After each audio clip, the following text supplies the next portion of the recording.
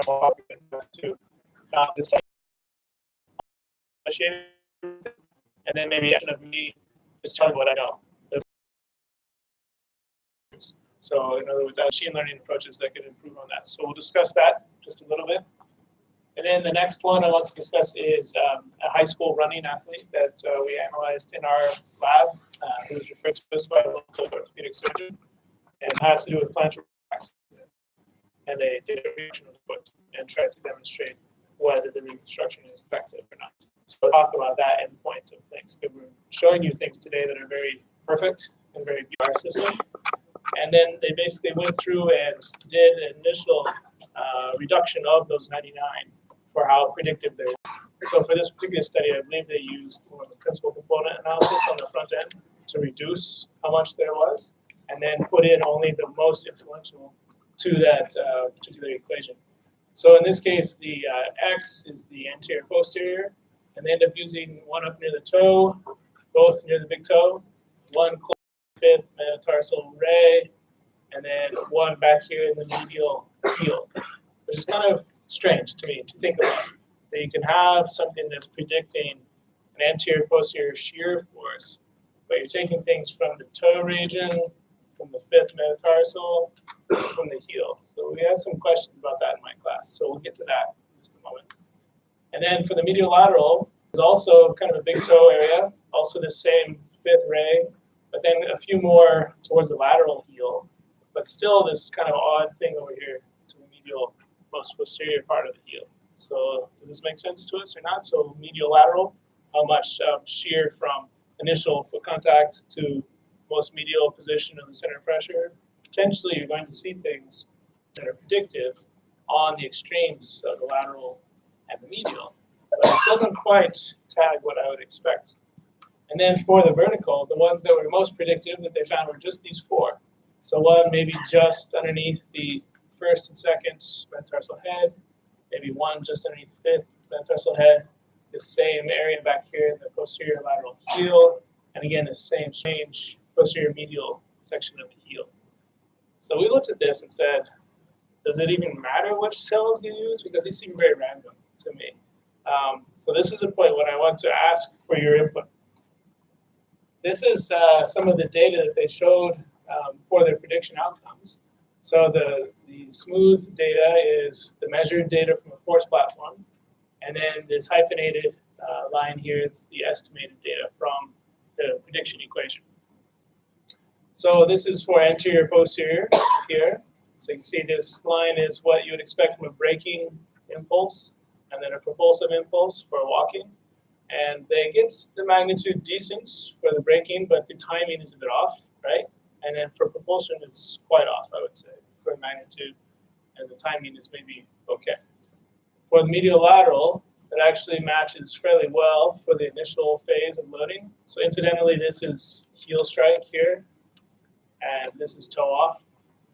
So it matches very well here, but then as you go through the rest of stance, it has some error, it's good again, some error, and then it really varies quite a bit as it goes into toe off. And then for the vertical ground reaction force, this was the more complicated equation outcome. So they get the first peak very well predicted, and then there's this large gap in here during mid stance when you're supposed to be bearing almost all of your weight on that foot. In fact, you are bearing all your weight on that foot. There's no sharing between the 2 feet at that point. And then they get it again for the second peak quite well. When they simplified and summed up all of those inputs back to this equation, this is a very simple version of that same equation. They actually got a very nice matching of that vertical load. So this is we had some debates or some discussions in the hallway with a few students just in between things here. And this brings up a philosophical question that we always ask in my lab and in our research in general, is are you designing something to fix a problem? Or are you designing something to just have fun with math for a while? And then you end up getting a nice plot. They say, hey, look, we got the plot to fit, so we're done. We did good work. Let's walk away from it. But have you actually made anything new, or actually are you making some problems with interpretation that might come out later? We just haven't seen down that road far enough yet. So it's arguable that yes, it'd be nice to have a pressure system that you can get outputs that are predictable for a force platform. Because if you do have that, if say each of these curves matched up beautifully, then maybe I don't need that expensive force platform. And I can just use the pressure data to use as the input to my inverse dynamics models. So then I have some accelerometers on the shank and the thigh and on the foot, and I have pressure mapping underneath my foot, and I do all that for $2,000 to $3,000 compared to maybe $150,000. So that'd be worth it, right? But if our error is too high, it's not worth it, perhaps. So I have a philosophical question for you then. What level of accuracy do you think would be needed to walk away from making this experiment feel that you have a good solution? So for example, if we could get them all to look like this, each of these curves, would that be acceptable to you? Or would you want more? This is part of the awkwardness of our teaching in the US, is that I have to ask a question and then wait for students to feel comfortable to answer. So one way we do it is we vote sometimes. So hands up for if you had this level of accuracy for all of these curves, would you be comfortable enough to go use this in clinic? Hands up. 2, 3, 4. Okay, it's getting more popular. 5. Good. So in classes, we don't actually often ask people to raise their hands because it becomes kind of embarrassing if I don't want to show what I think. So we have these little devices, or you have apps on our phones to vote, basically, and then we put the tally up on the screen. So it's anonymous in that way. So because it's in the US, everything's very sensitive right now about whether the person is feeling comfortable or not in the classroom setting. And so we try to anonymize things as much as possible. So it's an interesting tool. Sometimes it's a nuisance as the instructor to remember. I have to activate the app on my slide. Okay, now vote, please. Okay, the graph's not working, so then you have to go fix it. But when it does work well, it's a very nice interactive tool. Okay, so maybe there was 5 or 6 people that were okay with that level of accuracy. So the rest of you, I assume that means you're not okay with that level of accuracy. You want better?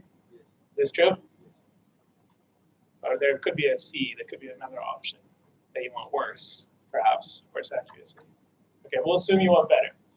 So in that case, do you want this to match perfectly? Is that the option that you're looking for? I'm going to assume yes. You have to correct me if I'm wrong in that assumption. So then the question I ask philosophically again, anything that we measure always has a measurement error, right? So any tool we use to make a measurement, there's always some error involved. So if we consider that, even the measurement of this ground reaction force in the solid line has some inherent error involved. So we do everything we can to reduce that error for sure, but everything has error involved in it. So then sometimes we ask the question about, is your assessment about what's acceptable error a little bit misplaced? So you can get really close, but not perfect in any of these measures. So then if we make an estimate of something that's really close but not perfect, how perfect do we need that estimate to be? And you don't want it to become error after error after error, which suddenly now you realize that up is down and it doesn't make sense anymore. But you want to maybe be more acceptable of the error if you're making a prediction, is our take home. But then the other part of this that you might want to think about is what is the actual application? So if you want to assess whether someone has increased this magnitude of a braking impulse, do I need to know exactly the unit that it was, or do I need to know that it increased by 10%? So it could be a clinical question. You want to know maybe the relative increase, but for design and in engineering to make sure your part is working specifically, you want more like 0.01% level of error rather than 10% of error. And you'll know that that 10% increase is exactly what you want it to be, not an approximate value. So I know I'm speaking to mostly non-clinicians in the room, but in the clinical world, there's often a higher acceptance for tolerance of error, which can make you a little bit nervous if you're the patient. You'd like them to be very precise, very accurate about things, but a lot of times they are making compromises about what can they do in a laboratory setting versus in the clinic, where they just have enough time to put the device on the patient's foot walk for 10 minutes and that's it. I don't have any more time than that. So we talk often about how do we design to the space to match what the actual audience is, what the actual end user is. So this is just for some thought to get you thinking about design with regard to this space of making solutions between what the sensor abilities you have are and what potentially the clinical need is, without necessarily recreating everything and making clever use of the math that we all know. So, and this, I think, personally, can be improved greatly with some machine learning approaches. I think we could get that accuracy to be much closer to what the group seems to want. So if you're interested in machine learning, I think you could take the same approach and just replace these regression equations with more of a supervised learning approach. We're just mapping the inputs onto the desired outputs. I think that's very doable these days. Okay, thoughts, questions before we move on? This is another Oregon teaching style, just to give you time to say, I completely disagree with what you're saying. I want to talk about it. And I know that's probably not the Indian way, but to let you know, I'm happy to take those questions if you want. Deepak, let me know if I'm going too far over the Oregon versus India line here. Okay, we'll move forward. So, yeah, oh, done. Of course, good. Yes. Sir, when you consider the platform, say for example, a platform, and a row which is having some variation in nonlinearity. So whether that pressure is considered to be a vacuum, which will not be measured. So I missed hearing. So far the structure what you showed is considered to be a linear surface. Yes. So if there is a linear surface, okay, the RMS error value will converge to this particular point. If it is having a variation, like a variation in terms of minor nonlinearity, you have a nonlinearity. How does your system will respond to the pressure? That's a good question. So I think these particular equations have just a little bit of nonlinearity built into them, but it's still based on a linear regression model. So that has some baked in polynomial aspects, but not full nonlinearity. So our approach, if we use a machine learning approach, I think we would deploy more nonlinear components into, say, a neural network approach. Because that is a problem for sure. You can have a divergence of that error to make it much, much worse than something that's outside of what you expect in a flat surface. That's a good point. See, it's that easy. You can interrupt the professor and ask a really good question. This is the Oregon way.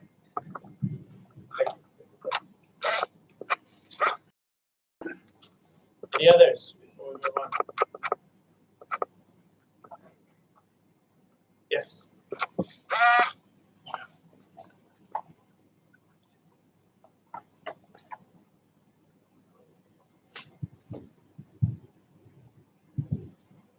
Sir, it's about the position of the sensors which they selected for the inputs. Sir, so you mentioned how it looked really random. Sir, so is there a pattern to it? Did they select these sensors on the basis of some certain criteria, or is it actually whichever sensor values fit their equation the best? It's more the latter, as whatever values we're raising to the predictable level that they felt was strong enough. And they did have a threshold for that, similar as you might use for any multiple regression, that you have multiple inputs. Sir, so if we combine that with a machine learning model, then it is possible for us to create two levels at which at the first level the input values will be selected according to a learning algorithm, and at the second level the input will be processed into an output according to another learning algorithm. So that's a possible solution, but it will be fully automated. That's great. Yeah, I think there's two ways to do it. I mean, there's this fully supervised approach where you're just mapping and building say a neural network function instead of a regression equation. And so this allows some nonlinearity to come into the system. or you're doing it fully unsupervised, or partially supervised, partially unsupervised. In our lab, we're becoming more and more interested in having the first part, as you described, as being an unsupervised kind of state deriving approach, where it derives different states or different sub-models within the overall structure. And then we take a supervised learning approach to map that onto the output. So, yeah, allows a lot of flexibility. Thank you. Okay, so for the sake of time, I will move on to the next one. This is also the risk as instructors who try this technique of interacting more with the students, is you get into a very hot topic and you realize we still have material to cover and everyone wants to leave now because we've been discussing the one thing. So I will move on to the next topic. So I think this has been already reviewed enough earlier today, but just to review a little bit more one more time. So some of the things that we can confirm with our pressure measurement systems is the person says they're a heel strike contacting first runner, but we actually measure that they're a midfoot striker, or they say that they're a forefoot striking runner, but we see that they're actually a heel striking runner. So we can confirm things very quickly to not necessarily correct them, but understand better what's going on with them. Because we have patients come to our lab who have running injuries, and they're referred by orthopedic surgeons or physical therapists to inquire about whether they should take this particular intervention approach or that particular intervention approach. And we don't tell them which one to do. We just provide them data to suggest that perhaps one of them might be mechanically more considerate than the other or less invasive. So we can confirm for them what the patterns actually are, and then more specifically, what's excessive or what's a mistimed distribution. So a lot of times if you see the average plots, that doesn't necessarily tell you the timing of it. So we might not know for sure if the person has excessive calcaneal inversion, if that's displayed as a medial projection of the COP. Does that come early? Does it stay late? Or does it get there and go right back? The average plots won't necessarily show you the timing of it. So that's why we often do look at the videos and then show the patient and the clinician the average plots as well at the end. So in this particular case, we had a high school senior. So for us, that's age 18 is, what's the nomenclature in India for someone who's 18, just about to graduate and go to college? Which grade is that? Higher secondary. Sorry? Higher secondary. Higher secondary? Okay. So yes, we had that type in here. So they're a very successful runner. At that point, they had done well in their local competitions. They had gone to the state level of competition and competed in the championships, for their state. So they were very accomplished at this age. They've been running for maybe 4 or 5 years competitively, but they also had a long history of stress fractures in the tibia, the fibular head, and in the metatarsals on both sides. And so they would have a successful season, have an injury that kept them out of the season, have another successful season, have another injury. So this pattern just kept going and going. And then finally, in the spring of their previous year, they had sustained what's called a Jones fracture, which is just a name given to the fracture of the fifth metatarsal, where the fifth metatarsal more proximal end basically breaks away. It's a little bit like an avulsion fracture, but it's something that can happen if someone excessively loads on the lateral side of their foot time and time again, and that little projection sits out long enough that eventually has enough stress to break. So this was not a stress fracture, this was a full displaced fracture. So this was very severe. They had it surgically repaired and then started to run again to be competitive for this last year of competition in high school. And they came to us because they were still having some pain and some problems, and the clinician was worried about whether they were going to fracture something else again. So the first thing we did was to put on the plantar pressure system and just have them run on the treadmill, and then have them run outdoors for a while. And we saw that the treadmill versus over ground did not have any effect in this particular person. Sometimes we do see an effect. But the first thing that jumped out to us was this little gap that we were seeing here. And so a quick quiz from Professor Prayasmi's presentation earlier. What do you remember about seeing the large gap there between the calcaneus High arch. Good. You pass. Nice job. So this indicates a high arch foot, and then in this case, this person was in shoes when we took this measurement. So the arch of the shoe is coming up and making full contact with their foot anyway, as you can see by the fact that we actually have pressure distribution in this space here. So it had full contact with the foot, and yet still a very severe kind of offloading in this little valley here. And when we took them out of their shoes and had them stand on a table for us to look laterally at their foot, you can see daylight underneath their foot from the lateral side, which is fairly uncommon to see, even in someone described as a high arch foot. So this person had a very high arch, a very rigid high arch as well. It didn't deform when loaded. So this is the first time that we asked this patient this. We said, do you have a high arch? I said, yeah, I think I've heard I have a high arch. Okay, has anyone told you you have a rigid high arch? No, I've never heard that before. So then we begin explaining how this data informs the patient's knowledge about their own foot structure, and started asking them questions about, did the physical therapist say this? Did the surgeon say this? And now they go back to those clinicians with more information to ask for more specific treatment options and more specific care. So sometimes we create trouble because the patient is so well informed, and then the clinician calls us and says, why did you tell them all this information? I used to know how to communicate with this patient, and now they know too much and they're asking too many hard questions. But it's kind of, we feel our role to help the patient understand better what's going on anatomically as well. Otherwise, you look at these patterns and it's not an abnormal pattern. Potentially they're getting off of this foot a little earlier, not progressing all the way through to load the toes, as you see through this one. But otherwise, the relative trajectory, fairly normal. Maybe a little bit of excessive heel lateral loading on both sides. So what we do next then is we take video of them running on the treadmill. And we also take measurements of their strength. So often we find that runners have some imbalances in their muscle strength, even though they seem to be fairly symmetric when they're running. But when we dig a little deeper, we can find they have some imbalances.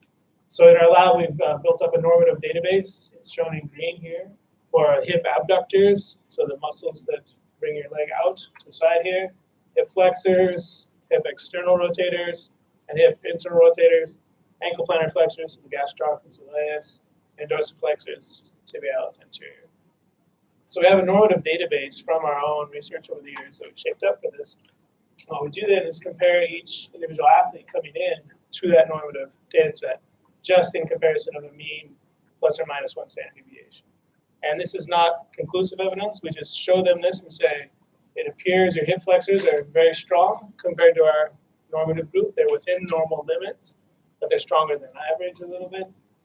The rest of these are within normal limits, but you do have some fairly large asymmetry between the right and the left here. So we might look at balancing that out. Your dorsiflexors are very strong, like almost double what our norms say they should be. So that's not a negative. It just gives someone to brag about when they go home. And then we look for anything that might explain this phenomenon that we're seeing on the treadmill. So one thing that stood out to us was that these two values here don't seem to be below that 1 standard deviation below mean. But when we looked at their video data, we were able to basically project these lines. This is not fancy motion analysis for them. At this point, we're just showing them a still frame of their video clip and then projecting lines onto it so that they can see what we're talking about. Behind that, we actually do the full 3-dimensional analysis and do our own calculations for what the kinematic and kinetic differences are to help us inform our own judgments about what to tell the patient. But they don't want to see all those graphs. They want to see 3 things to take home. So we show them this data, we show them this data, and then we show them also these kind of pictograms of what's going on. So what we do is we overlay a line basically that connects these 2 dots or connects the parallel of those 2 dots. So this is to show where the sacrum is oriented or basically how much pelvic motion is happening. And then we also project a line basically down the long axis of the femur in a way to represent what the overall hip adduction position is. And so it's normal when you're in the single leg stance here for there to be a bit of pelvic drop, but the well-trained runners will keep that pelvis very stable while they're running. And so we end up referring to this as a posture. So you have a posture of an upright running gait, but the pelvis is very stable. Most people actually can't keep it very stable, but the trained runners, like this individual who's been so competitive, can keep it stable. But one telltale sign that they have some weakness in the hip abductors is that when they're in single leg stance and they're bearing all their weight on that one joint, it tends to slop over to one side because these muscles are not strong enough to keep it in this position. And the more the person runs, the more those muscles fatigue, it gets messier and messier. So we end up seeing this pelvis drop further the more that they run. So then we also do side comparisons and say amounts on both sides. We might not actually project these lines on both sides because we're trying to emphasize one more than the other. And then the other thing that popped out to us while we were looking at these other still frames is that you can see there's a fair amount of calcaneal inversion here compared to the lower limb angle. So this is analysis at this point, but we look at how much the heel is actually rotated outward compared to how much the shank is coming down from the knee to a medial position at the ankle. Maybe a little bit more on the right here compared to on the left foot. So then we started looking back at these data and realized that the person was coming in at a very sharp angle to load on their exterior heel, the lateral heel, and then very quickly rolling to a very calcaneally everted or pronated position, and then staying on that position for a long period of time. And yet, they still had very large pressure distribution over the fifth metatarsals. So we have a high arch individual, very rigid high arch, who strikes in a way that's rolling their foot very quickly into this awkward position, and yet are still loading this fifth metatarsal way too much. So what do we do with all that?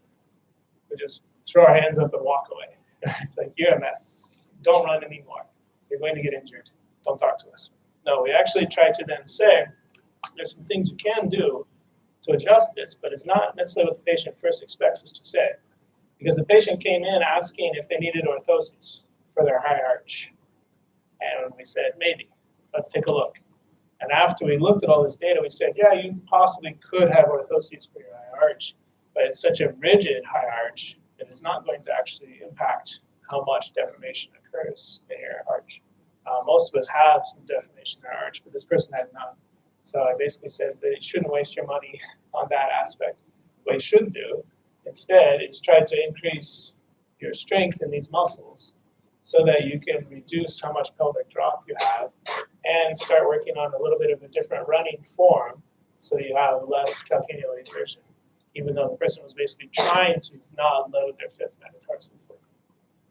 So this is kind of contrary to what they expected to hear when they came in, but we ended up basically educating the patient a little bit about general biomechanics and how they can use foot pressure to get to the deeper understanding about what's going on. So that's one story about pressure analysis and a case study. Do you have any questions about this particular case? Sir, Yes. how does the patient inculcate that? Because he would have been habituated with his particular. So just by telling him or just by wanting him to do it in a particular way, or him being aware of doing it in a certain way that you mentioned, it won't be as much practical as it would be as efficient we wanted. Yeah, so I don't know how many of you can hear the question, but the question was like, how practical is it to give them this advice and then just basically send them away and say, good luck? So that's a risk for sure.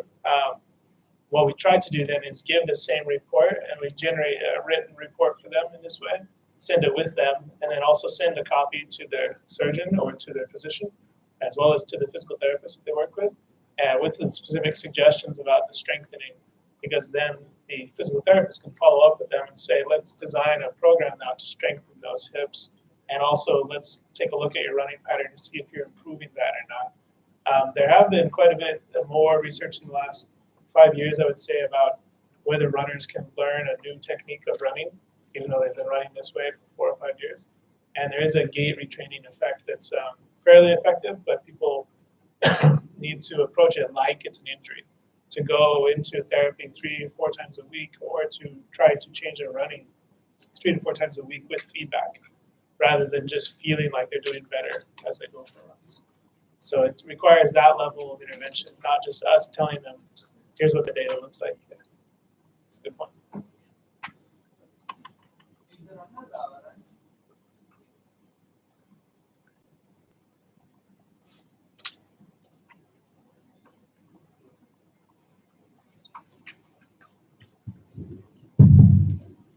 Did the runner run the same gait posture when he has spike shoes? Ah, Armor. that's a good question. We didn't measure that actually. So the question is whether he has the same posture if he's running in spiked soles for the track. So we don't let people run on our treadmill with spikes, so we couldn't have assessed that. But we can do the pressure measurement out on the track with those. We didn't do it with him that day. This was right before the cross-country season in the fall for us, and so everything is in training shoes at that point without spikes. But he may have a different distribution for sure. What is your thought? What would it look like? What I believe is maybe that the team will be not that much active. Yes. Normal like this, right? Okay. So why is that? Because here he balances his whole body with the knee part. Yes. But when he uses spike shoes, he will be using those only to. Yes, I agree. So it's a good commentary. So if someone is running in spiked shoes for later in the cross-country season as they're running over grass and other terrain, they will have large spikes on the forefoot of the shoe. And then during the track competition season, they will, during those races, often have spikes underneath the forefoot of the shoe as well. And that tends to make the situation where the person feels more comfortable putting a lot more pressure on the forefoot. They may still have a heel strike pattern, but they will tend to move very quickly into the forefoot to get the most propulsion out of that extra traction. So whether we can measure that or not in this particular case, it would have been interesting to see if that reduces how much of the Calcaneal inversion they have. Yeah, that's a good point. Yeah. Good. Any other thoughts, questions before we move on? Yes.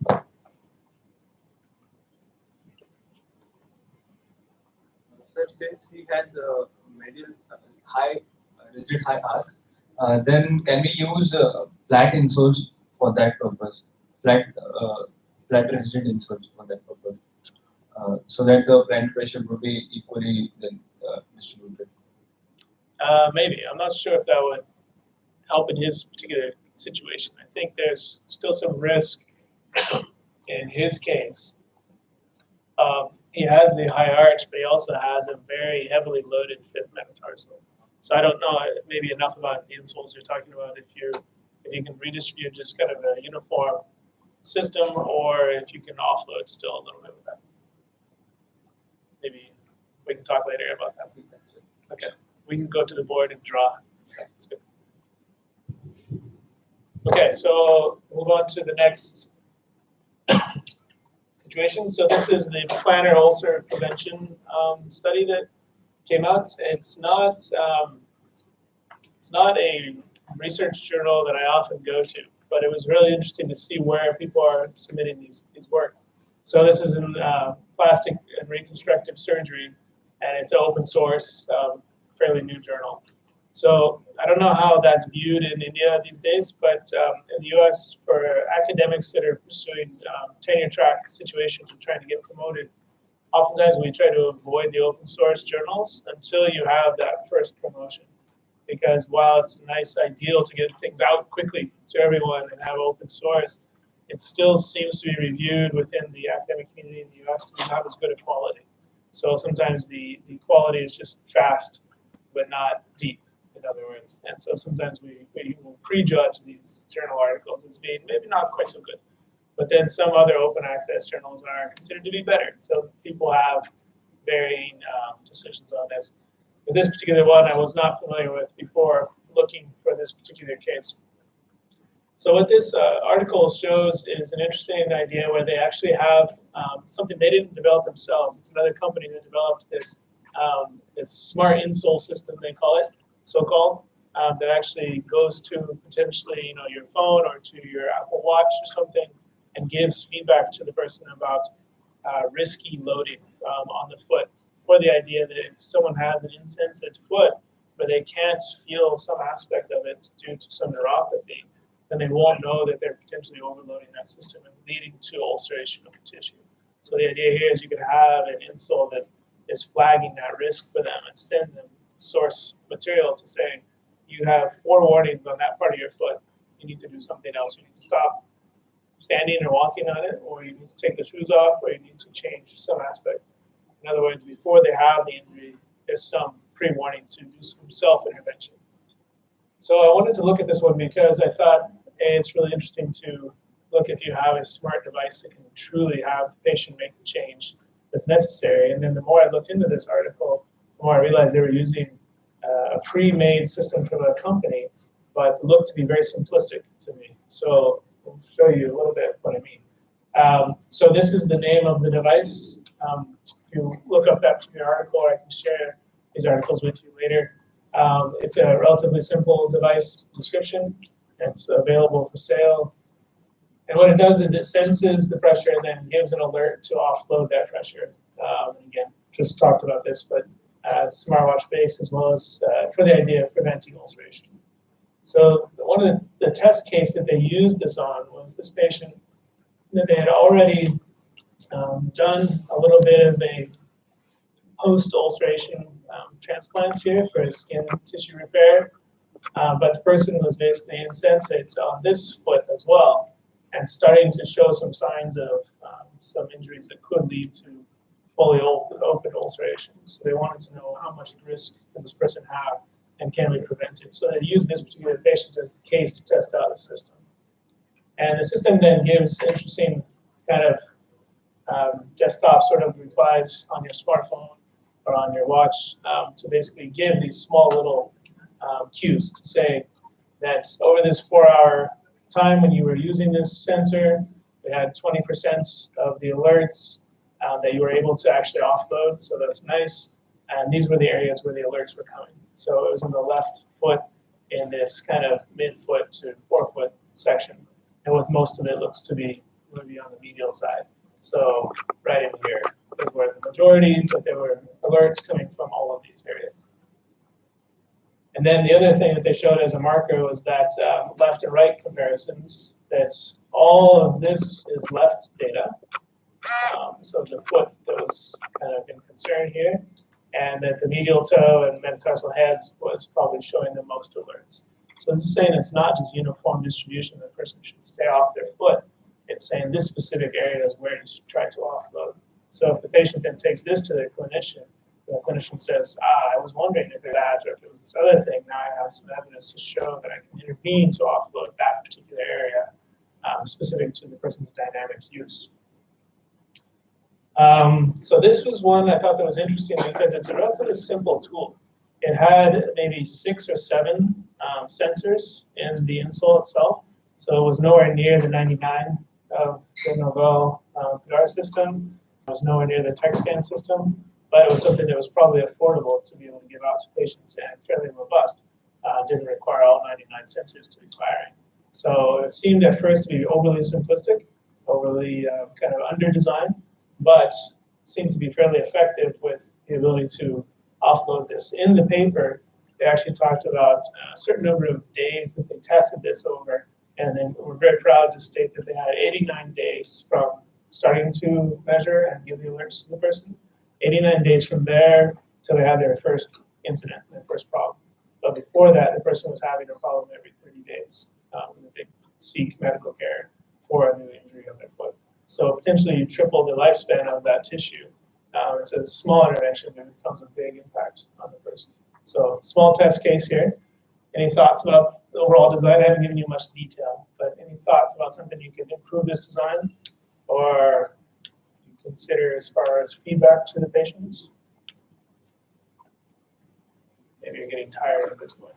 A few sleepy eyes.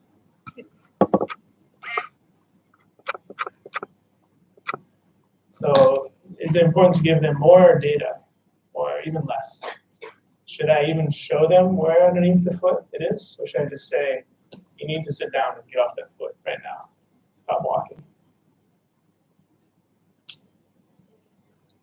What would you want to have if you had this data being given back to you?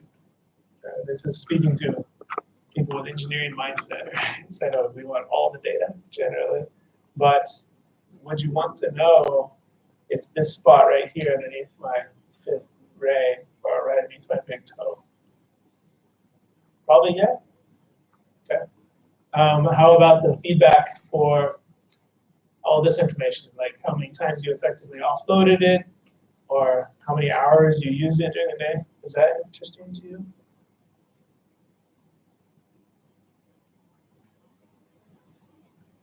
Maybe this is fairly interesting. Was it effective? Like, did you actually make a change and improve it? I personally don't know how that's measured, how effective that is, though. I think that might be something where the designers of this system want to have the ability to say it's effective. And so it'd be nice to know how effective it actually is.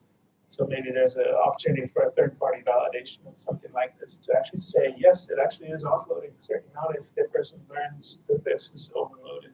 And if they learn it within 5 minutes, they can overcome it for 30 minutes. That'd be a nice bit of data to have. How about number of hours of daily use? That just tells you what the source of the data is, right? I think it tells you used our insole for 4 hours on average. Nice job.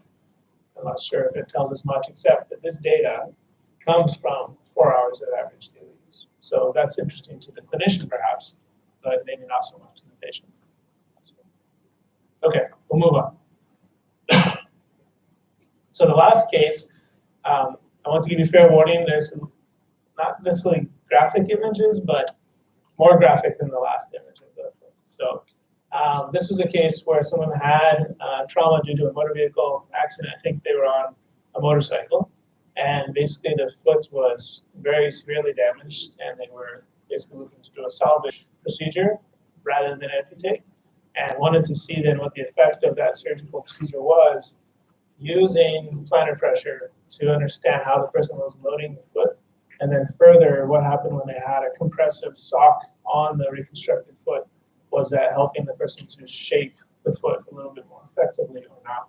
So I'm going to show you a lot of images. They have some timeline aspects to them, like first this time, then 2 years later this time, and then 2 years later this, and also static versus walking. So you can see a little bit of difference. The reason I want to show this to you is I think it's an extreme case. We've been talking again about how nice these pictures look for predictable walking, predictable running, even how to measure things and then make estimates from those. But what happens when you see a case like this? All of the accuracy concern goes out the window. You just want to know, are you seeing a visual change that implies that the person might be walking more like you expect them to?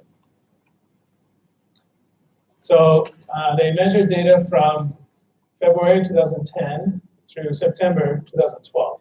So a very long study for just this one case. But this was an example of a clinician taking it on themselves to document their practice, which is quite hard to do. So in February, this is what the basically reconstruction looked like. There's a lot more internally going on with the musculoskeletal system, but just alone you can see that the foot surface area that they're going to be stepping on doesn't look like what you might consider to be anatomically standard, right? So right away you're going to have some different loading patterns here. And sure enough, what you see when they're static loading, I believe this is a lot of off weighting. They weren't putting full weight on the limb at that time. And then in dynamic, this doesn't even hardly look like a footprint at that point, right? And so another thing you can consider is where is the heat map indicating where a majority of the pressure is directly underneath this kind of oval shape here. So in this case, they're almost using that as a very large platform to roll over the top of, like you might use the bottom of a cane, or you might use a stroller, a walker base of some sort. So that was interesting in and of itself. You still see center of pressure migration through this device, but the majority of it is directly underneath the kind of centroid of that space there. And then the other interesting thing is you can look on the uninjured side, and you see an interesting kind of waggle through the center of pressure here. It's a technical term, waggle, where you have maybe a normal progression for a while, but then it doesn't quite go laterally, and then it does come medially and then jerks back to the lateral. I wonder what's going on there. I think often we assume that the person is stepping forward naturally off of one foot to the other, but if they don't have the ability to use the toes, in this case, and they're basically just transferring weight over onto the other without pushing, or like just get this foot off the ground somehow. So lifting it off with the hip, I believe. So then we won't go into excruciating detail on all of these, but to look across the timeline then, you can see the difference in this pattern to here. They start to actually have some toe loading, and they've spread the pressure a little bit towards the anterior, to then almost a little bit more than a year later, where they have more toes being loaded, more of a foot shape to that pattern, even though there's still a large bit of area being covered. And then a year later, doesn't maybe look too much different than this. So maybe the recovery of function has happened by this stage. And then you see the differences in the static loading as well. But really, this just shows that the tissue is healing and becoming more and more like a foot structure than you might expect. So this is, again, an extreme case, but you can learn a lot from this case just by standard pressure measurements to see what is a person actually standing on compared to what the surgeon thinks they're standing on. How do they use it? So if I think the surface of that looks very nice, how is the person actually loading that? It can be completely different than what you expect.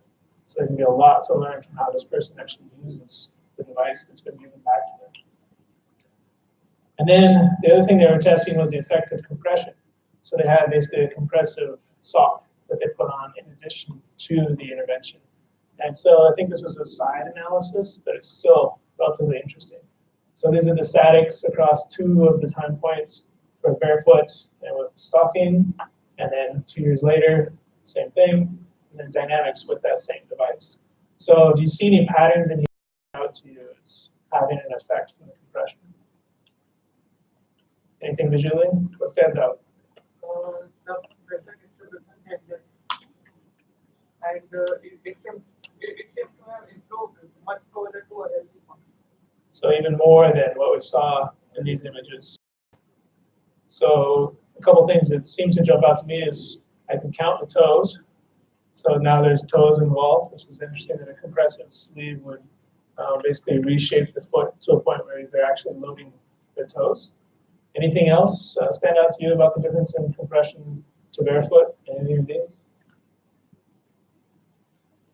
I think your general statement is accurate that it is a foot loading structure than it did before. The dark line represents the movement of center of pressure, right? Yes. Barefoot movement of center of pressure is much more abstract compared to when the subject is wearing compression is talking. So the center of pressure migration here, when it's barefoot, is much more what? In September 2001, Yes. the center of pressure is moving in a much more abstract manner. Yes. Without the compression is talking. Yeah, good. So yeah, these are things that you can dictate or kind of indicate how much function is being returned to the person by what pattern matching you expect to see. So this is the level where the clinicians just know by looking at how the person moves and how the data looks that this doesn't look normal and this looks more normal, right? So I think we can all agree that the foot that was initially given back to this person was not what we might consider standard foot, right? But they're still able to use it to some effect. But since we all maybe hopefully agree that the original design of the foot is probably the best system, so if you can get it back to that, then that might be good, right? So this is a way for them to document basically relative effects of their intervention to show that this was effective in bringing the foot back to a loading pattern that is more like what we expect. Now, what's not included in this paper is what does that impact have on the person's life? So are they walking more? Are they walking back to 20% what they did before the injury, back to 80%? So that information can be gotten in some other ways. But this is a really interesting way to kind of show the effect of intervention as well. So, and it's quite messy as well. So very non-standard compared to everything else we've been showing you today. But I think this is perhaps where everything that we're talking about in this workshop can become the most impacting, because we often think about what's the design that's going to impact the most people and sell the most things, perhaps, because that's a new business model. But how much impact does it have on this one individual's life? This particular intervention may have the best impact on their life. That came from the surgery, but you can document it with the science tools that we have. So just wanted to kind of leave you with that, maybe a deep thought to think about overnight as you're enjoying the festival and thinking about people's feet, watching them walk, thinking, go measure something like this. So, okay, do you have any questions about any of this before we break? I think it's about on time, yeah. If not, we can discuss in the hallways. Hopefully it gets you thinking about some other uses for the plantar pressure than what you may have already been using it for. So, okay, thanks for today. It's been good.